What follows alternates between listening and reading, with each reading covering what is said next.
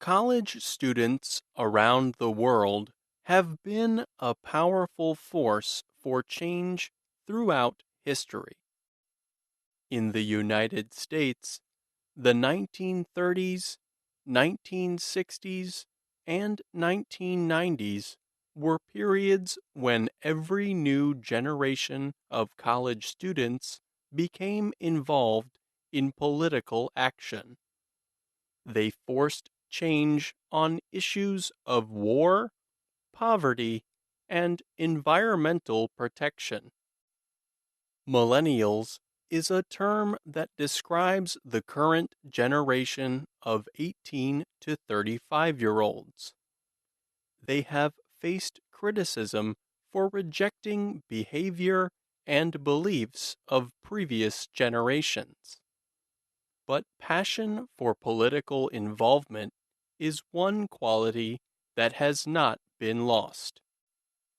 In 2016, the Higher Education Research Institute at the University of California, Los Angeles reported on the opinions of over 141,000 first-time college students. The study found 1 in 10 students expected to be involved in some kind of protest during their college career. However, not all students' political involvement looks the same. Cassie Cleary is from Wakefield, Massachusetts, a small town outside of Boston. The 21-year-old says politics was not often a topic of conversation among her friends growing up. Her high school had no student political groups that she knew of. In her second year at Syracuse University in New York, the political science and history student learned of a group called Democracy Matters.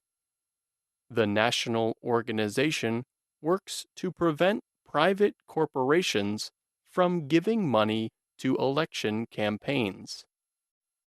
Cleary was concerned about the 2010 Supreme Court decision on campaign finance. The decision allows businesses and groups to spend unlimited amounts of money on political campaigns. So she became a leader for her school's chapter of Democracy Matters. As chapter leader, Cleary plans meetings, invites guest speakers, and even investigates sources of private donations to her university. She also organizes actions like getting students to call their representatives in Congress to express their concerns. Cleary sees her generation's knowledge of technology and social media as a special tool for change.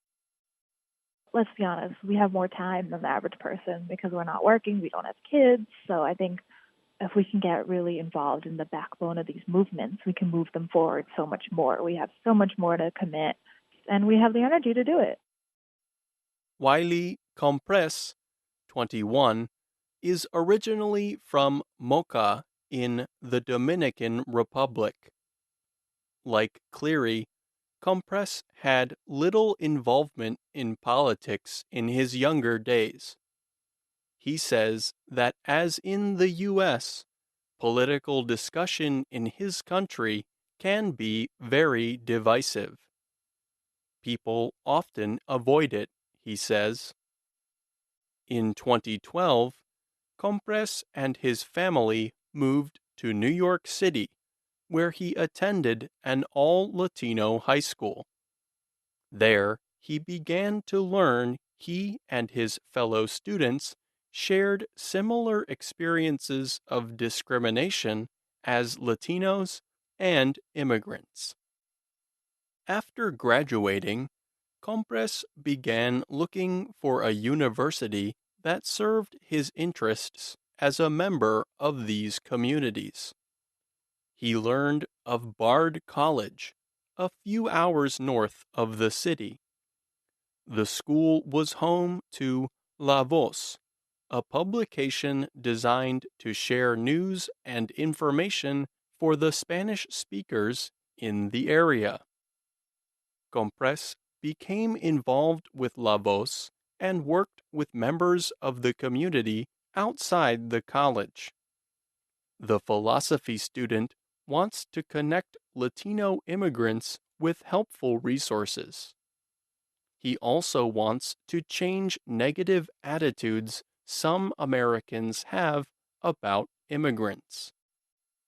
Between 2012 and 2016, several deaths of African American men at the hands of police drew national attention. To show his support, Comprés started a Bard chapter of the Million Hoodies Movement for Justice. This is a national student human rights organization aiming to end police violence against African Americans and other minorities.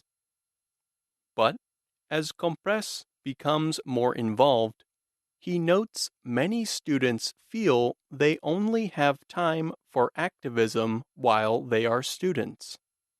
Every 4 years, he says, they leave, the activism stops, another generation comes, it happens again, it stops, and so on. So I think that our main goal right now is how do we keep this going?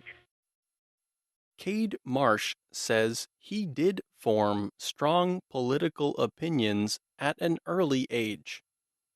Marsh is from San Diego, California. He calls himself a standard conservative, believing in limited government, personal freedom, and individual responsibility. Marsh began studying law at Palm Beach Atlantic University in Florida in 2014. At the time, there was a midterm election for members of Congress. Marsh was unhappy with how the government was being run, and he felt that politicians have not appealed to younger voters. As my generation is spoken to less, and as our opinions are taken and reflected by our elected officials less, we are even less likely to come out and vote. That sort of trend can only last so long, though, because at the end of the day, we've started to reject standard political campaign communication and have started connecting peer-to-peer. In early 2015, Marsh wanted to test his abilities as a leader. So he decided to join his school's chapter of the College Republicans. Created in 1892, this national organization works to get students to join the Republican political party and support conservative goals. Marsh worked hard to share information about his political party. By the fall, Marsh gathered 500 new members to his group.